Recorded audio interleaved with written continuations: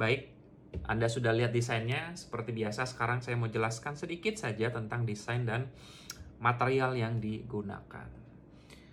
Dan harga nanti terakhir. Harga nggak akan saya bahas detail, saya kasih gambaran saja berapa harganya. Oke, untuk desainnya sebenarnya kotak. Tapi di dalam kotak ada kotak lagi. Jadi Anda bisa lihat kotak dengan sudut-sudut tumpul ya, atau seperempat lingkaran. Saya agak susah menjelaskannya, tapi Anda bisa lihat ya. Jadi desain dapur ini terlihat nge-frame ya istilahnya. Jadi ada frame di sekeliling kabinet atas maupun kabinet bawah. Jadi secara desain ini memang agak keuntungannya desainnya cantik, nggak umum, nggak pasaran, tidak kabinet bawah, kabinet atas, top table, kaku, tak, tak, tak, tak, tidak seperti itu, tapi lebih flow ya, flow-nya lebih enak, ada sebuah konsep, lebih apa ya istilah, lebih jenaka, lebih santai, agak retro menurut saya, tapi ya nggak tahu lah, Anda nilai sendiri seperti apa. Jadi secara desain keunggulannya itu, tapi kekurangannya ada beberapa space yang jadi waste, nggak kepake, karena harus mempertahankan bentuknya yang oval-oval yang agak lingkaran nggak jelas tadi ya.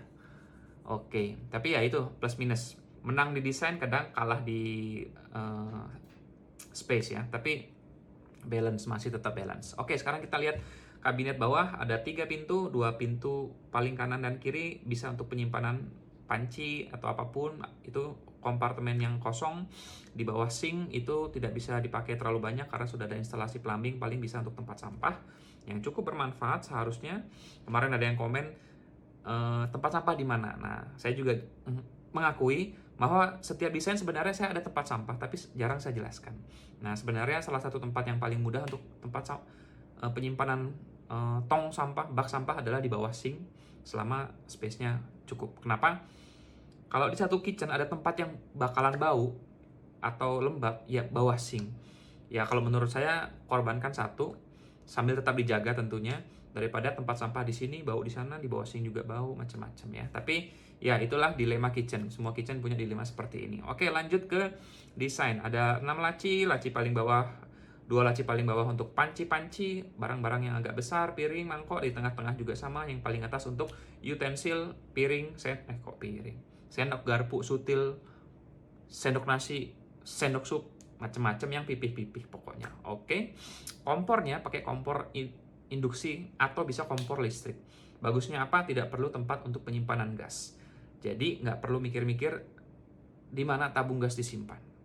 Oke, terus sinknya juga satu sink 45 x 45 cm, tapi dalamnya cukup dalam, sekitar 20 lebih kalau tidak salah.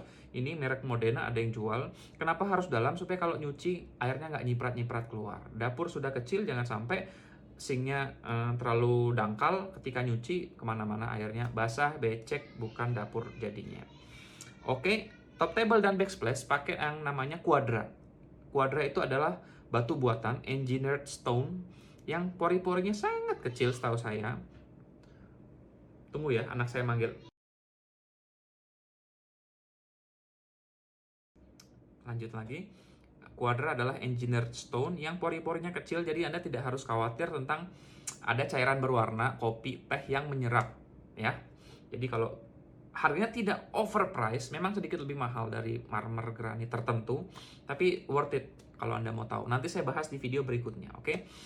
Bagian atas kabinetnya biasa, kanan kiri open shell, ambalan terbuka, di tengah-tengah ada 3 pintu. Lalu juga ada exhaust fan hood ya, bukan exhaust fan hood, pengisap asap yang kecil, yang built-in integrated, jadi tidak terlalu terlihat. Lalu ada kulkas. Ini kulkasnya saya nggak tahu jual nggak di Indonesia, tapi bisa diganti dengan kulkas tipe lain selama ukurannya masuk atau standar. Di atas kulkas ada kabinet juga untuk penyimpanan barang-barang yang lebih besar yang mungkin lebih jarang dipakai. Oke, untuk material, warna hijau yang Anda lihat adalah warna cat Duco Doff, warna hijau abu. Ya, itu saya gunakan untuk aksen beberapa aksen. Lalu yang warna kayu itu bisa HPL atau bisa juga kayu palet, jati Belanda atau kayu pinus ya. Jadi itu kayu solid tapi sering dipakai untuk kitchen.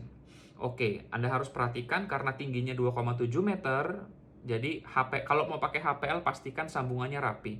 Karena HPL cuma ada sampai 2,4 meter, mau nggak mau harus nyambung. Nah, saya nggak tahu Jati Belanda ini, setahu saya ada yang cukup tinggi-tinggi ya, tergantung providernya. Tapi ya kembali kalau mau niru desain ini harus bicara sama tukang. Oke? Jadi apalagi itu saja kelihatannya. Oh iya, saya lupa bahas harga. Agak susah saya menjelaskan harga ini. Kenapa? Karena ketika kitchen ini kita bikin di beberapa tukang punya sistem yang berbeda. Jadi harga hitungannya juga beda.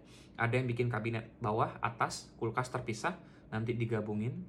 Ada yang langsung jadi satu, merakit semua jadi satu bagian ya, termasuk frame-nya. Jadi beda sistem, beda harga. Beda keterampilan tukang, pengalaman tukang juga beda harga. Tapi secara kasar, kalau saya yang bikin kitchen ini mungkin habis, ini kabinet dan top table saja ya, di luar sink, keran, kulkas, dan kompor, ini kemungkinan habisnya sekitar 32 sampai 38 juta. Oke, 32 sampai 38 juta.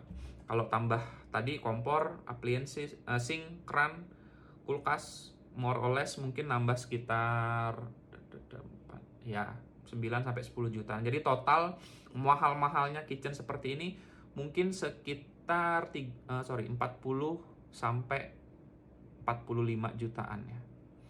Nah, jadi saya nggak mau terlalu bahas banyak harga. Kenapa? Karena saya ngomong segini nanti Anda bikin di daerah Anda ternyata jauh lebih murah atau lebih mahal malahan. Tapi itu range-nya kalau Anda mau tahu harga kitchen ini bikinnya berapa. Kalau Anda suka, silakan like, silakan subscribe, silakan share ke teman-teman yang lagi mau bikin kitchen. Kalau ada pertanyaan, silakan komen, nanti saya jawab semampu saya. Baik, semoga Anda menikmati video kali ini. Sampai ketemu di video-video berikutnya. Salam Dekoruang.